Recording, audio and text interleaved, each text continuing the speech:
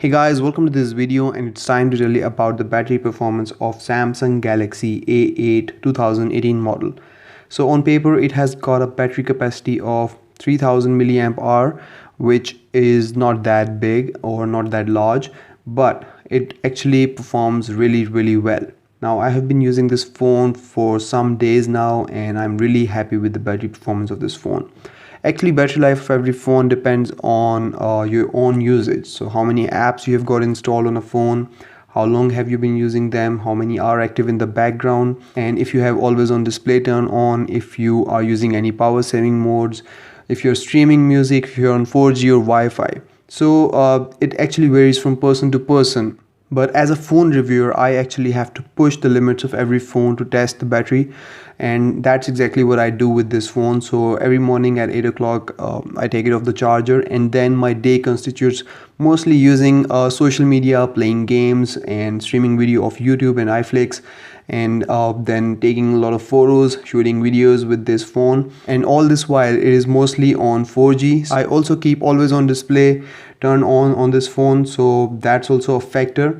And then I always keep the brightness set on automatic, so it depends whether I'm outside, so it goes all the way to full, and when I'm inside it goes to around 25 to 30%. But anyways, that's my use case scenario of this phone, and I have been consistently getting around 5 hours of screen on time. It is mostly between 4 to 5 hours, but it has hit that 5-hour mark quite consistently, and that is why I'm really happy. I have not been using any power saving modes at all, and on a couple of days it also hit the 6-hour mark, which was very interesting, and that tells you the potential of the battery of this phone and how well optimized the software on this phone is as well. And when it comes to the standby time on this phone, that is also actually quite good, so you don't lose many battery points when you're not using the phone. Now if we go in the battery manager in this phone, we get a lot of battery saving features here. So right now when the phone is 95% charged, I can get 52 hours and 15 minutes of battery life out of this phone. So I can see battery usage, any apps that are using the battery. And then down below we have got some power saving mode. So we have got mid power saving mode and max power saving mode. And if I tap on these, you can actually customize the brightness, CPU limiter, background network usage, always on display, whether you want to turn them on and off. You can customize these and then turn on these power saving mode. So mid power saving mode actually gives me 62 hours of screen on time, and maximum power saving mode, which actually turns off everything, turns the display black and white, and gives you limited app options and notification shortcuts.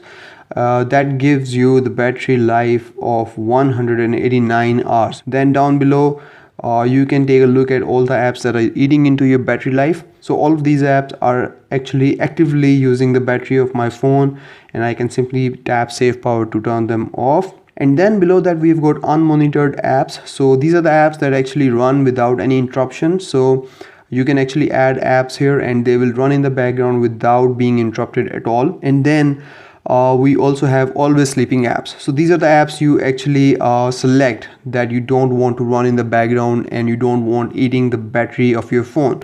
So right now I've got Asphalt 8 here because it was eating away the battery of my phone in the background, always running. So I added in the always sleeping apps. You can add apps by tapping here and add pretty much any app in here.